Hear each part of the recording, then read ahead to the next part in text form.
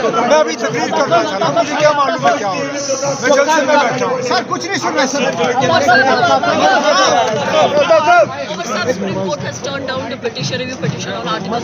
I have nothing to say on that at the moment. Look, I have been in a public meeting. How do you expect me to react to something I don't know about? Let me find out what's happening, then I'll react. क्या क्या है ना ये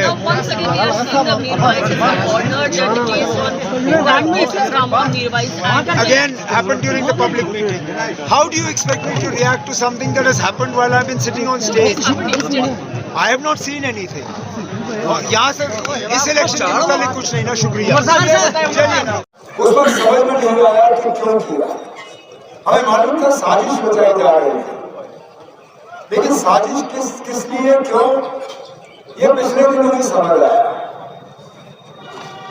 वजह उन्होंने Mughal road का दिया होगा, मौसम का दिया होगा, बाकी, लेकिन मकसद यही था कि किसी न किसी तरह होम मिनिस्टर साहब को यहाँ लाके इलेक्शन में उनको दखल देना था। नहीं तो कोई मतलब ही नहीं बनता था इलेक्शन पोस्टपोन करने का।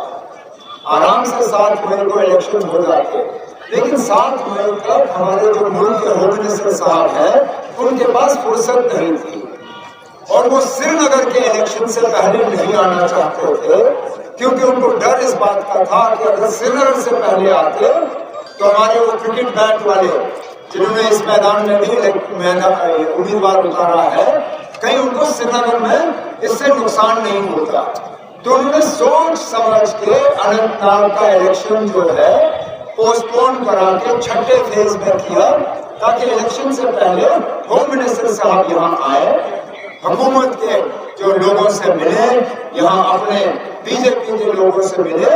मकसद उनका सिर्फ इतना ही है कि किसी न किसी तरह जनाब मीर अल्ताफ साहब को जो है नुकसान पहुंचना चाहिए, क्योंकि यहाँ ये इलेक्शन जो है, ठीक है मैदान में उम्मीदवार बहुत हैं, लेकिन ये इलेक्शन जो है दो तरफ की सोच के दरमियान है। एक तरफ से वो लोग जो फिरकापरस्त हैं, जो मजहब की लड़ाई करवाना चाहते हैं, जो लोगों को तकसीम करना चाहते हैं, जो हमारी आवाज कमजोर करना चाहते हैं।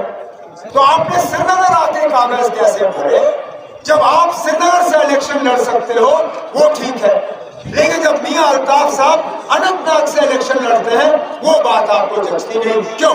क्योंकि मियां साहब से आप हारने की डर में बैठे हुए हो, और इसलिए आप चाहते नहीं हो कि मियां साहब यहाँ से इलेक्शन लड़े। मांगते आप वोट 2014 में बीजेपी के खिलाफ हो, और फिर बीजेपी उन्हीं बीजेपी वालों के साथ आप हाथ मिलाते हो। हमने आज जो जिस दौर से हम गुजर रहे हैं, जहां हमारी जमीनों को खतरा है, हमारे नौजवानों के रोजगार को खतरा है, हमारे अपने पानी के हक पे खतरा है, यहाँ बाहर से ठेकेदार भी आते हैं, सरकारी बैंक का मुलाजिम लगाना होता है वो भी बाहर से आता है। ये दौर हमें देखने को नहीं मिलता। अगर 2019 में इन्हीं कलम दवात वालों ने नेशनल कॉन्फ्रेंस के दोस्तों के हाथ को थाम लिया होता, हमने उस वक्त इस खतरे को पहचाना था।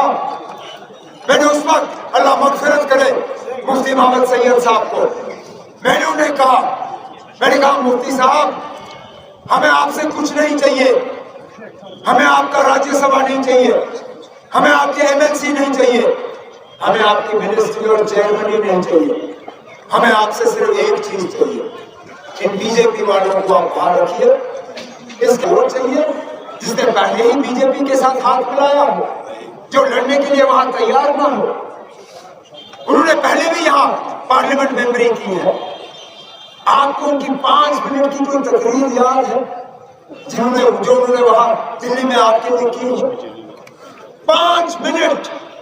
मैं कोई लंबी तकरीर उनसे नहीं मांग रहा हूं, कोई 5 मिनट की रील दिखाए जिसमें उन्हें आपके जज्बातों की तर्जुमानी दिल्ली के उस ऐवान में की हो। तो फिर किस लिए आज जब हर तरफ से मुसलमानों को जमीन और टारगेट करने की कोशिश की जा रही है, ये बीजेपी वाले थकते नहीं हैं हमारे खिलाफ तकरीर करने में।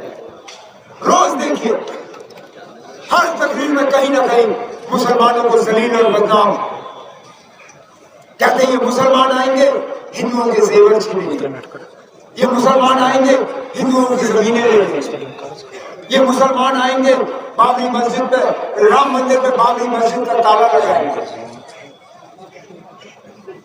अब नया इन्होंने शोषा शुरू किया है कि इलेक्शन जो है नरेंद्र मोदी और राहुल गांधी के दरमियान और तरक्की और जिहाद के दरमियान, जैसे मुसलमानों को जिहाद के अलावा और कुछ आता ही नहीं है। क्या हम तरक्की में शामिल नहीं होना चाहते? क्या हमारे बेटों को हक नहीं है, हमारे नौजवान भाइयों को हक नहीं है कि रोजगार में इनको हिस्सा मिले? क्या तरक्की में हमारा कोई हिस्सा नहीं होना चाहिए? सिर्फ जलील करने के लिए हमारे मस्जिदों पे ये बुलडोजर लगाते हैं, हमारे दरगाहों पे ताले लगाते हैं, हमारे दारुल उलूम पे जो है बंद किया जाता है उनको, हमारे बच्चियों को स्कूल और कॉलेज नहीं जाने दिया जाता है जब तक वो हिजाब और दुपट्टा ना होता है। क्या यही दौर हम यहाँ कश्मीर में लाना चाहते हैं? क्या इस तरह के हालात हम यहाँ पैदा करना चाहते हैं?